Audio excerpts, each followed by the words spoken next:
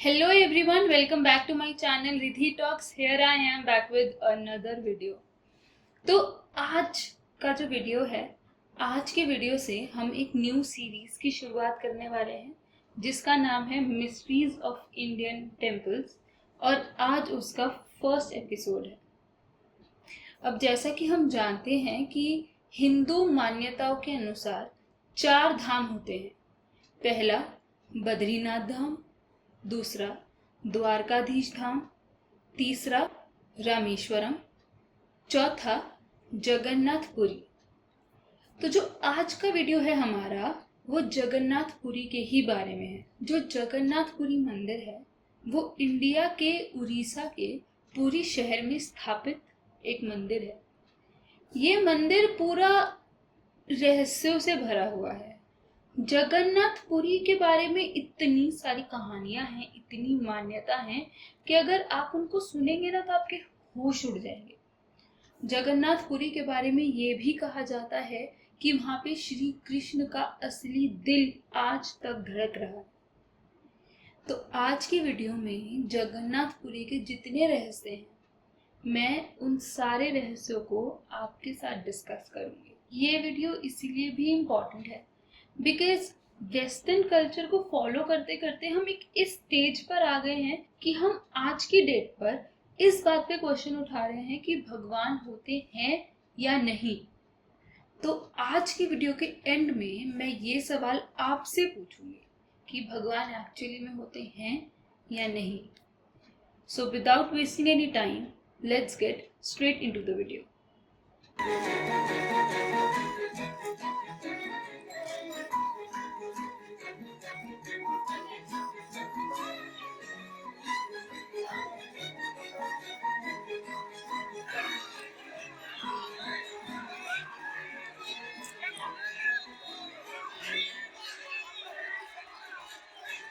जगन्नाथ मंदिर में इतने रहस्य हैं।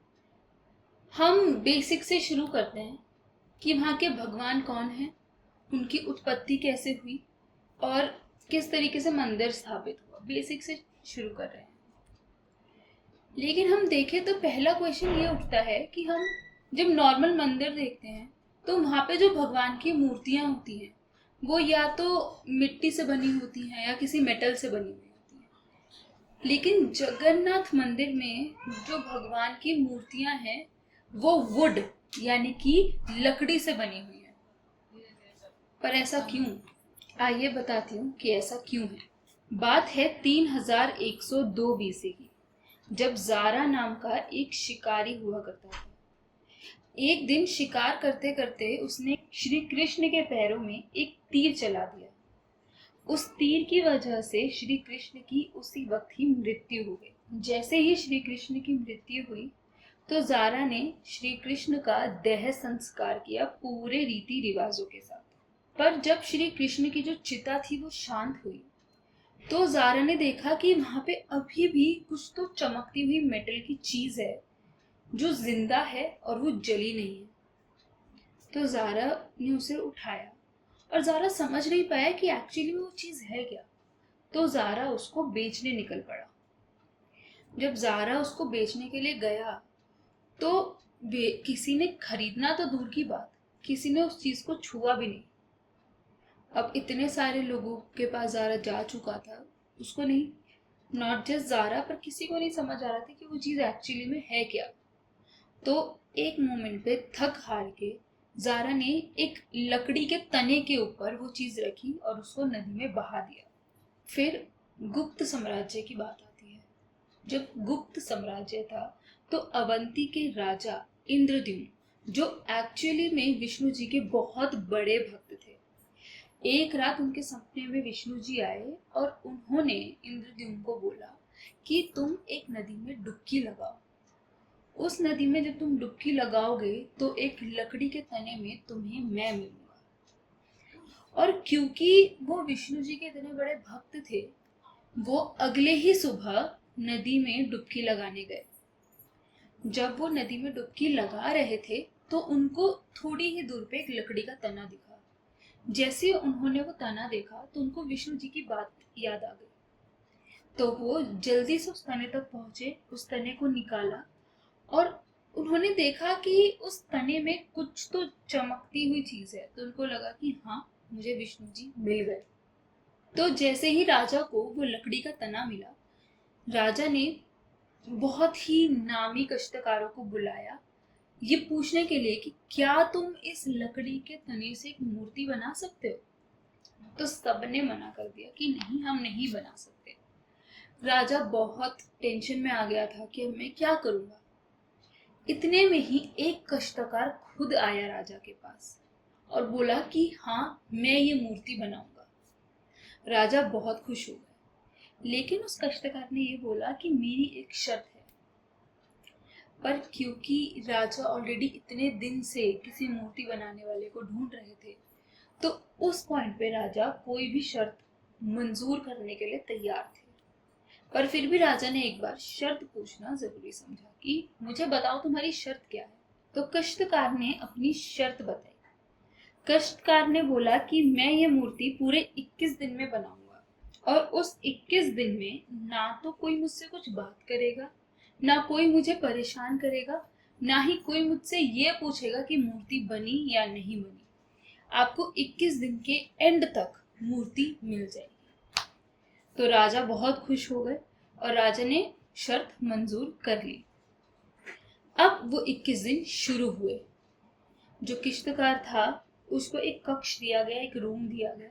वो किश्तकार वो लकड़ी का तना लेकर उस रूम में गया और उस रूम को लॉक कर दिया अंदर से, ताकि कोई उसको डिस्टर्ब ना करे। बाहर से राजा और भी सारे लोग मूर्ति बनने की आवाजें सुनते थे। अब शुरू शुरू में तो आवाजें आ रही थी कि हाँ, मूर्तियां बन रही हैं। और जैसे जैसे वक्त बीतता गया तो मूर्ति बनने की जो आवाजें आ रही थी वो धीरे धीरे कम होती गई और एक टाइम के बाद वो आवाजें बंद हो गई। तो जो अवंती की रानी थी, उनको लगा कि किश्तकार बिना खाने और पानी के मर गया होगा अंदर। एक दो दिन और इंतजार किया, पर क्योंकि अंदर से आवाजें आना बिल्कुल बंद हो गई थी, तो रानी ने बोला कि अब ये गेट तोड़वाओ, क्योंकि अंदर से आवाजें नहीं आ रही हैं, शायद किश्तकार जो है वो मर गया। अब राजा ने बहुत मना किया, बट एट लास्ट उनको रानी की बात माननी पड़ी।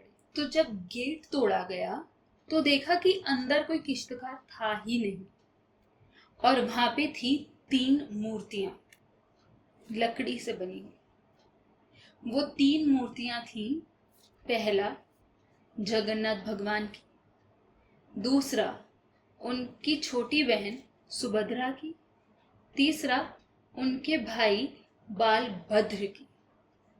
इन तीनों की मूर्तियां वहां थी और वहां पे कोई किश्तकार नहीं था। और लकड़ी में वो जो मेटल वाली चीज मिली थी वो भी उस मूर्ति में लगाई हुई थी और उसी ही मेटल वाली चीज को श्री कृष्ण का दिल बोला जाता है, जो मान्यता है कि आज भी जगन्नाथ मंदिर की मूर्तियों में धड़क रहा है। ये कोई नॉर्मल ह्यूमन हर्ट नहीं है, ये एंशिएंट एडवांस टेक्नोलॉजी का बहुत क्लियर एविडेंस है। ये जो हर्ट है ये एनर्जी ट्रांसमिट करता है। अब ये तो हमने भी पढ़ा है कि जो भी मेटल की चीजें होती हैं वो गुड कंडक्टर ऑफ इलेक्ट्रिसिटी होती है और जो वुड है वो एक बैड कंडक्टर ऑफ इलेक्ट्रिसिटी है। This is one of the reason कि क्यों जगन्नाथ टेम्पल के आइडियल्स हैं वो वुड के बने हुए हैं। और सिर्फ ये ही नहीं, जगन्नाथ मंदिर के जो आइडियल्स हैं, जो मूर्तियां हैं, उन्हें हर 12 इयर्स के स्पैन में चेंज किया जाता है, बदला जाता है। और वो जो मेटल की चीज है, जो कृष्ण जी का दिल है उसमें, उसको निकाल के न्यू मूर्ति में स्थापित किया जाता है। ये क्यों होता है? अगर हम साइंटिफिकली बात करेंगे, अगर हम बिल्कुल मान्यताओं को साइड में रखकर प्रॉपर साइंटिफिकली बात करें, तो जो एनर्जी ट्रांसमिटिंग डिवाइसेस होते हैं वो वुड को डिप्लीट करते हैं। और जो कृष्ण जी का हर्ट हम बोलते हैं, जो मेटल डिवाइस उन मूर्तियों में हैं, वो बहुत एक्सट्रीम लेवल पे एनर्जी रिलीज करता है, एनर्जी ट्रांसमिट करता है, जिस वजह से जो वो वुड है वो विद टाइम डिप्लीट हो जाती है। ये एक रीजन है कि हर 12 साल में उन मूर्तियों को दोबारा से नया बनाया जाता है और उस मेटल डिवाइस को, जो कृष्ण जी का दिल है, उसको निकाल कर नई मूर्तियों में स्थापित किया जाता है। हर 12 साल में जिस दिन ये मूर्तियां चेंज होती हैं, उस दिन मंदिर में किसी को एंट्री नहीं दी जाती है। पूरे शहर की इलेक्ट्रिसिटी सप्लाई जो है वो कट कर दिया जाता है। प्लस जो मंदिर के सबसे मुख्य पंडित हैं, जो सबसे बड़े पंडित हैं, वो इस मूर्ति में रखे गए उस मेटल को, जिसको हम ब्रह्म पदार्थ भी बोलते हैं, उस ब्रह्म पदार्थ को एक मूर्ति से निकालकर दूसरी मूर्ति में स्थापित करते हैं। अब जो ये प्रोसेस हो रहा होता है, उसको निकाल के दूसरी मूर्ति में स्थापित करने वाला, उस टाइम पर जो पंडित ये काम कर रहा होता है, उनकी आंखों में पट्टी बांधी जाती है और ये काम एकदम अंधेरे में किया जाता है। बोला ये जाता है कि अगर किसी ने भी उस चीज को, उस ब्रह्म पदार्थ को देख लिया, तो उसकी उसी वक्त मृत्यु हो जाएगी। जितने भी पुराने पंडित हैं जिन्होंने इस सेरेमनी को, ये जो मूर्ति चेंज करने वाली जो सेरेमनी है, इसको करा है, उनका ये बोलना है कि जब वो ब्रह्म पदार्थ को निकाल के उन्होंने दूसरी मूर्ति में रखा था, इन शॉर्ट जब उन्होंने उस ब्रह्म पदार्थ को छुआ था, तो उसको उठा के ऐसा लग रहा था कि मानो उन्होंने किसी खरगोश, किसी जिंदा खरगोश को उठा लिया। वो चीज इतनी अलाइव उनको अपने हाथों में महसूस हुई। बट जैसा मैंने अभी बताया कि उसको बेयर आईज से देखना, उसको देखना ही अलाउड नहीं है। तो किसी को भी बिना आंखों पे पट्टी बांधे या फिर लाइट में ये सेरेमनी परफॉर्म करने की परमिशन नहीं है। अब ये बात हुई जगन्नाथ मंदिर की मूर्तियों की। अब हम जगन्नाथ मंदिर के आउटर पोर्शंस की बात करते हैं। जो जगन्नाथ मंदिर है, उसके एक सबसे ऊपर एक झंडा है। अब ये जो झंडा है, ये जितने भी साइंटिफिक लॉज हैं उनके ऑपोजिट चलता है। अब साइंस हमें क्या बताती है कि जिस तरफ हवा है उसी तरफ पतंग उड़ेगी, उसी तरफ झंडा लहराएगा। पर ये झंडा, ये जो जगन्नाथपुरी के ऊपर झंडा है, ये उन सारे साइंटिफिक लॉज को अपोज कर रहा है। एक्चुअली में होता ये है कि हवा जिस डायरेक्शन में चल रही होती है, ये झंडा उसके ऑपोजिट डायरेक्शन में लहराता है। अब ऐसा क्यों होता है ये किसी को नहीं पता। किसी साइंस के पास जवाब ही नहीं है कि ये झंडा हवा के ऑपोजिट क्यों लहरा रहा है। इस झंडे के पीछे एक और मिस्ट्री छुपी है। इस झंडे को रोज एक पंडित 214 फीट ऊंचाई पर चढ़कर रोज चेंज करता है। बोला ये जाता है कि किसी भी दिन अगर ये झंडा चेंज नहीं किया गया तो मंदिर अगले 18 सालों के लिए बंद हो जाएगा। अब इस बात में कितनी सच्चाई है और ये कितना झूठ है ये तो नहीं पता, लेकिन इस झंडे का जो फ्लो है, ये जिस डायरेक्शन में लहराता है, ये बहुत क्वेश्चनेबल है कि ऐसा क्यों होता है और ये हवा के ऑपोजिट डायरेक्शन में ही क्यों लहराता है। अब बात करते हैं जगन्नाथपुरी की अगली मिस्ट्री। अब हर मंदिर की तरह जगन्नाथपुरी में भी प्रसाद बांटा जाता है। यहाँ का जो प्रसाद है भक्तों के लिए, वो मंदिर में ही बनाया जाता है। अब होता ये है कि हर रोज मंदिर में 500 लोगों के हिसाब से प्रसाद बनाया जाता है। अब कभी कभी जो भक्तों की संख्या होती है वो 1000 पहुंच जाती है, इतनी इतनी भीड़ भी होती है। अब लोग कितने भी आए, पर ये एक बहुत मिस्टीरियस चीज है कि वो 500 लोगों के लिए बनाया हुआ खाना जो है वो कभी कम नहीं पड़ा। भले ही मंदिर में 100 लोग हों, 200, 300, 500, 1000, 2000, 5000 लोग हों, वो 500 लोगों के लिए बनाया हुआ जो खाना है वो हमेशा पूरा पड़ता है। इस मंदिर में जो जगन्नाथ भगवान है, उनकी लीलाएं हर जगह दिखती है और ये उनमें से एक है कि कितना भी खाना बने, उस खाने का एक भी अन्न जो है वो व्यर्थ नहीं जाता। एक भी दाना वो खाना ना ही कम पड़ता है भक्तों के लिए और ना ही ज्यादा। एग्जैक्ट जितना चाहिए होता है वो अपने आप उतना बन जाता है। अब ये एक ह्यूमन कैपेसिटी के बियॉन्ड है ये पता करना कि एक दिन में कितने लोग आने वाले हैं और कितना खाना बनाना है। बट ऐसा कैसे हो रहा है ये भी किसी को नहीं पता। और खाना बटना जो है सिर्फ ये मिस्टीरियस नहीं है। यहाँ पे जो प्रसाद बट रहा है सिर्फ वो मिस्टीरियस नहीं है, प्रसाद जिस तरीके से बन रहा है वो भी एक बहुत मिस्टीरियस चीज है। मैं बताती हूँ यहाँ प्रसाद बनता कैसे है। जो जगन्नाथ मंदिर का प्रसाद है वो लकड़ी की आग के ऊपर 7 मिट्टी के बर्तनों में एक के ऊपर एक रखे हुए 7 बर्तनों में बनाया जाता है। अब हमारी साइंस तो ये बोलती है कि जो बर्तन सबसे नीचे रखा हुआ होगा उसका खाना सबसे जल्दी बनेगा, राइट। पर क्योंकि अब तक हमने ये देख लिया है कि जगन्नाथ मंदिर सारे साइंटिफिक बिलीव्स को अपोज कर रहा है तो वो इसको भी अपोज कर रहा है। एक्चुअली में यहाँ पे ऐसा होता है कि उन 7 जो मिट्टी की बर्नियां हैं जिनमें प्रसाद बन रहा है उन सब में से सबसे पहले जो खाना होता है वो उस बर्नी का बनता है जो सबसे टॉप पे लगी हुई होती है।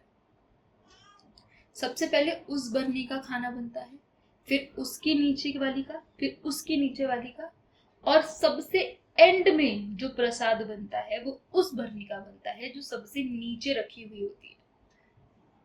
अब ऐसा भी क्यों होता है इसका कोई आंसर किसी के पास नहीं है।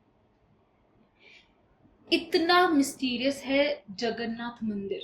इस मंदिर की खूबसूरती जो है वो शब्दों में बयां नहीं की जा सकती है। पर इतने पुराने टाइम पर बिना टेक्नोलॉजी के ये मंदिर कैसे बना ये नहीं पता। इस मंदिर का जो इंफ्रास्ट्रक्चर है ना वो अपने में ही बहुत क्वेश्चनेबल है। एक एक करके बात करते हैं सारी चीजों के बारे में। पहली चीज जो आती है वो ये है कि जो इसका डोम है उसकी परछाई नहीं बनती है, उसकी शेडो कभी भी नहीं बनती है। आप सुबह आओ, दोपहर को आओ, शाम को आओ, आप दिन के किसी भी टाइम किसी भी पहर में आ जाओ, आपको कभी भी उस डोम की परछाई बनती हुई नहीं दिखेगी। बहुत सारे साइंटिस्ट ने इस पे रिसर्च करी है बट एट लास्ट वो किसी कंक्लूजन पे नहीं पहुंच पाए हैं कि ऐसा क्यों होता है कि इसके डोम की कभी परछाई नहीं बनती। दूसरी सवाल करने वाली ये चीज है कि जो जगन्नाथ मंदिर है वो समुद्र के बहुत पास है और जब जगन्नाथ मंदिर के बाहर होते हो आपको समुद्र की आवाजें सुनाई देती हैं, लेकिन आप जैसे ही मंदिर के अंदर चले जाते हो वो आवाजें एकदम बंद हो जाती हैं। ऐसा क्यों होता है?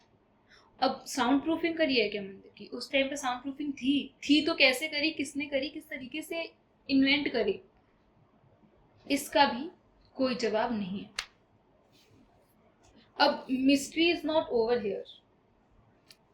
हमने सुना होगा कि कई सारे एरियाज होते हैं, कई सारे आर्किटेक्चर्स होते हैं जो नो फ्लाइंग जोन होते हैं, जहाँ पे कोई ड्रोन नहीं उड़ा सकता, कोई एयरप्लेन नहीं उड़ा सकता, कोई भी मैन मेड चीजें कोई नहीं उड़ा सकता। जगन्नाथपुरी भी एक नो फ्लाइंग जोन में ही आता है।